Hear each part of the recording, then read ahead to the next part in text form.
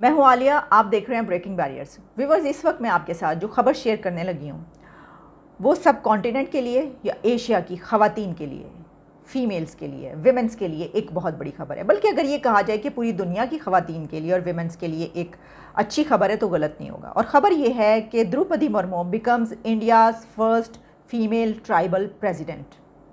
India ने एक tribal women को अपना प्रेसिडेंट इलेक्ट कर लिया है। ये एक हिस्टोरिक स्टेप कहा जा रहा है, एक तारीखी कदम है, एक तारीखी स्टेप है। अगर आप ये समझ रहे हैं कि ये भारत की तारीख में पहली खातून सदर हैं तो गलत समझ रहे हैं, ऐसा नहीं है। इससे पहले इंडिया पहले भी एक मर्तबा एक वुमेन को अपना प्रेसिडेंट बना चुका है। लेकिन इस मर्तबा फ़र्क ये है कि ना सिर्फ ये कि वुमेन कैंडिडेट थी बल्कि इसके साथ साथ एक ट्राइबल वुमेन कैंडिडेट थी। और ये रूलिंग पार्टी से इनका ताल्लुक, बीजेपी की तरफ से इनको नॉमिनेट किया गया था प्रेसिडेंसी के लिए। और इनके सामने एक मेल कैंडिडेट थे यशवंत सिन्हा, और उनको भी वोटिंग हुई है जब, तो उनको भी वोट पड़े हैं। अगर मैं आपको रेशो बताऊं तो 50% से ज़्यादा वोट्स द्रौपदी मुर्मू जी ने हासिल किए हैं। वैसे तो ये इससे कहीं ज़्यादा होने चाहिए थे। यानी मैं अपने, अगर आप मेरा पर्सनल ओपिनियन समझते हैं तो मैं समझती हूँ कि इसको 70-80% कम से कम होना चाहिए था कि जो एक ट्राइबल वुमेन को वोटिंग होती तो उनको इतने वोट मिलते। लेकिन ये क्या कम बड़ी बात है कि इतनी बड़ी इकॉनमी दुनिया की, और उसने ये फ़ैसला किया कि इस मर्तबा हम अपनी प्रेसिडेंट किसी मर्द को नहीं बनाएंगे, किसी मेल को नहीं बनाएंगे, हम एक खातून को बनाएंगे। तो उन्होंने सोचा कि ये तो पहले भी हो चुका, तो इसमें नई बात क्या होगी। तो इसमें नई बात ये हुई कि वो एक ट्राइबल वुमेन है। अच्छा, इसका मैं आपको थोड़ी सी उनकी अगर डिटेल बता दूं, एक तो ये कि उनकी एज 64 ईयर्स ओल्ड हैं वो, और जब वो प्रेसिडेंट बन गई तो उसके बाद भारत के प्राइम मिनिस्टर मोदी की तरफ से उनके लिए मुबारकबाद का एक मैसेज भी ट्विटर के ऊपर शेयर करवाया गया। आपको ये भी बताते हैं कि इनका ताल्लुक़ किस कबीले से है। द्रौपदी मुर्मू का ताल्लुक़ जिस कबीले से, उसका नाम है संथल। और इस ट्राइब के बारे में कहा जाता है कि ये ट्राइब इंडिया के कोई 700 ट्राइब्स में से एक है, जो मुल्क की तकरीबन 1 अरब और 40 करोड़ से ज़्यादा आबादी का 9% बनता है। यानी आप ये देखिए कि टोटल वहाँ की जितनी पॉपुलेशन है उसके 9% जो हैं वो उस कबीले से ताल्लुक़ रखने वाले लोग हैं। इलेक्शन कमीशन के नताइज से ये पता चलता है कि उन्होंने पार्लियामेंट के दोनों ऐवानों में और इंडिया की हर स्टेट की कानून साज असम्बलियों की के ज़रिए डाले गए वोट्स की मेजॉरिटी हासिल कर ली है, यानी कि अक्सरियत हासिल कर ली है उन्होंने वोटों। इससे पहले इंडिया की खातून प्रेसिडेंट, फीमेल प्रेसिडेंट जो रह चुकी हैं, उनका नाम था प्रतिभा देवी सिंह पाटिल। प्रतिभा देवी सिंह पाटिल को भी इस वजह से बड़ी पजीराई हासिल हुई थी, उनको भी बड़ी इस स्टेप की तारीफ़ की गई थी कि इंडिया ने एक लेडी को, एक इंडियन लेडी को अपना प्रेसिडेंट बनाया। अब पूरी दुनिया में इसकी भी तारीफ़ की जा रही है कि उन्होंने ना सिर्फ ये कि एक वुमेन को सिलेक्ट किया इस काम के लिए, उनको नॉमिनेट किया गया, बल्कि इसके अलावा उनको अब इलेक्ट भी कर लिया गया और वो प्रेसिडेंट बन चुकी हैं। हम ये कहेंगे क्योंकि काउंटिंग हो गई, पता ये चल गया कि वो जीत गई हैं। अब 25 जुलाई को वोट टेकिंग सेरेमनी होगी जिसमें वो अपना ओथ उठाएंगी। अब अगर मैंने आपको ये कहा था कि पहले मैं आपको तफसीलात बता देती हूँ। अगर हम इस खबर के एंगल्स देखें, देखिए अगर हम पाकिस्तान की बात करते हैं, ठीक है, हम करते हैं ना हर जगह पर, हम इसमें भी हम देखेंगे।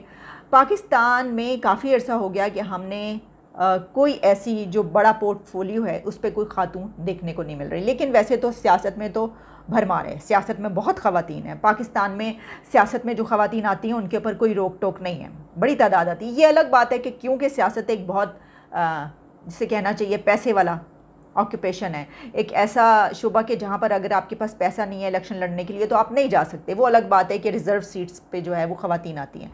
ख़ास तौर पर पाकिस्तान में पॉलिटिशियंस, विमेंस जो हैं वो इसलिए ज़्यादा हैं कि रिज़र्व सीट्स पे उनको लाया जाता है। अभी भी अगर वो आज़ाद कैंडिडेट के तौर पर इलेक्शन लड़के आएँ तो उनके लिए बड़ा मुश्किल होगा। मेरा ख्याल है कि इंडिया में भी इस तरह के मसाइल होंगे, लेकिन एक प्रेसिडेंसी के लिए तो इस तरीके से नहीं होता ना। वो तो आप खुद नॉमिनेट करते हैं उसको, और उसके बाद उसको जो है वो उसने वोट लेने होते हैं, उसने कोई आवाम के पास, पब्लिक के पास जाके तो वोट नहीं लेने होते। अब हम बात करेंगे पाकिस्तान की। अब देखिए, इससे पाकिस्तान का कंपैरिजन तो बनता है। वैसे तो बहुत ज़्यादा क्रिटिसाइज़ किया जाता है कि जनाब हर बात में क्यों कंपैरिजन करने लगते हैं, लेकिन हम ये कहेंगे कि हम कंपैरिजन क्यों ना करें। इसकी वजह ये कि वैसे तो कंपैरिजन करने के जो हैं बहुत से निकल सकते हैं तरीके के, क्योंकि हमसाया ममालिक है तो ठीक है, नेबरिंग कंट्रीज़ में एक दूसरे के उधर क्या हो रहा है ये तो देखा ही जाता है, कंपेयर भी किया जाता है। लेकिन एक अच्छी खबर में मैं तो ज़रूर कंपेयर करूँगी। क्योंकि मैं ये चाहूँगी कि पाकिस्तान में भी एक वुमेन प्रेसिडेंट आए। अभी तक नहीं आई। देखिए, हमारे 2 times prime minister Benazir Bhutto रह चुकी हैं। ये एक बड़ी बात थी, बहुत ज़बरदस्त बात थी कि पाकिस्तान से एक खातून का वज़ीर आज़म बना। लेकिन बेनज़ीर भुट्टो का क्योंकि एक ख़ानदानी पस मंज़र था, यानी ये कि उनका तो पूरी फैमिली, उनके जो फादर हैं वो भी प्राइम मिनिस्टर रह चुके थे, फिर उनके पूरे ख़ानदान का ख़ानदान सियासत में था, लेकिन फिर भी वो जिस स्ट्रगल के बाद आई वो कमाल की स्ट्रगल थी। तो ये एक बड़ी बात थी कि एक तो ये कि एशियन कंट्री, फिर एक मुस्लिम मेजॉरिटी कंट्री, और उस वक्त 35 इयर्स की एज में प्राइम मिनिस्टर बनना एक बहुत बड़ी खबर थी दुनिया की। और फिर ये कि दूसरी मर्तबा भी फिर वो प्राइम मिनिस्टर बनी। लेकिन अब काफ़ी अर्सा हो गया कि यहाँ पर कोई ऐसे प्रोफाइल पर कोई खातून नज़र नहीं आ रही। तो अब हमारे पास एक एग्ज़ाम्पल मौजूद है अपने नेबर कंट्री की। हमें चाहिए कि उसको देखते हुए हम भी प्रेसिडेंट के तौर पर किसी खातून को कर सकते हैं, बना सकते हैं। लेकिन इसका ये ख्याल रखा जाए कि ये ज़रूरी नहीं है कि वो किसी कोई ख़ानदानी उसका पस मंज़र जो है वो सियासत का ही हो। हमें उससे हटकर देखना चाहिए। अब जैसे कि ये एक ट्राइबल उनकी फैमिली है और उनका जो बैकग्राउंड है वो ट्राइबल है, तो क्या पाकिस्तान में हम किसी ऐसी खातून को ले सकते हैं जो कि एक पसमानदा इलाके से हो, जो कि किसी एक ऐसे एरिया से हो कि जहाँ पर सोचा नहीं जा सकता हो कि यहाँ की खातून पाकिस्तान की प्रेसिडेंट भी बन सकती है? क्या हम ऐसा कर सकते हैं? क्या हम ऐसा सोच सकते हैं? ये तो हमें सोचना होगा कि हम ऐसा कर सकते हैं या नहीं कर सकते। इससे पहले कृष्णा कुमारी जी जो कि आई हैं उसमें असेंबली में और पीपल्स पार्टी की तरफ से उनको लाया गया, तो वो भी एक बड़ी खबर थी क्योंकि वो एक थर के एक ऐसे इलाके से हैं। अब आप जानते हैं कि वो कैसा एरिया है कि जहाँ पर लोगों को पानी भी पीने को जो है वो नहीं मिलता। वो एक ऐसे इलाके से आई, तो उसके ऊपर बड़ी तारीफ़ की गई। और लेकिन अब एज ए प्रेसिडेंट भी कोई वुमेन पाकिस्तान में बन सकती है और इसके बारे में हमें सोचना चाहिए। द्रौपदी मुर्मू की वजह से इस साल गुजरात और अगले साल छत्तीसगढ़, राजस्थान और मध्य प्रदेश में होने वाले इलेक्शंस में कबायली वोटर्स को जीतने की बीजेपी की कोशिशों को इसमें तक़वियत भी मिली। और ख़ास तौर पर ऐसे वक्त में कि जिस वक्त हम देख रहे हैं कि अफ़गानिस्तान की तरफ जब आप देखते हैं तो वहाँ पे ख़वातीन की हालत है कि उनके साथ जो सलूक किया जा रहा है, बार बार उसकी ख़बरें आती हैं और हम उसको डिस्कस करते हैं कि देखिए वहाँ पर ज़बरदस्ती जो है वो उनको बुर्का पहनाया जा रहा है, ज़बरदस्ती उनको घरों में बिठाया जा रहा है, उनको उनकी नौकरियों से फ़ारिग कर दिया गया, उनको बाहर नहीं निकलने दिया जा रहा। हर रोज़ लगता है कि कुछ दिन के बाद एक नई पाबंदी सामने आ जाती है। वो सब अब अपनी जॉब्स छोड़ चुकी हैं, टीवी पर उनको आना मना है।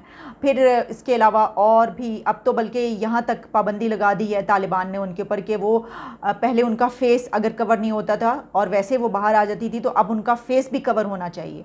और इसी के उनके साथ सॉलिडारिटी के लिए ऐसा भी हुआ कि वहाँ के मर्दों ने भी मास्क मुसलसल पहनने शुरू कर दिए और कई एक पिक्चर्स जो हैं वो ऐसी वायरल हैं। अच्छा, इसी के साथ हमें कुछ दिन पहले अभी ईरान से भी ये खबर मिली कि ईरान में भी ख़वातीन के साथ जो है उनके ऊपर पाबंदियाँ लगाई जा रही हैं और उन्होंने भी एहतजाज किया, प्रोटेस्ट किया कि उनके साथ ऐसा क्यों किया जा रहा है।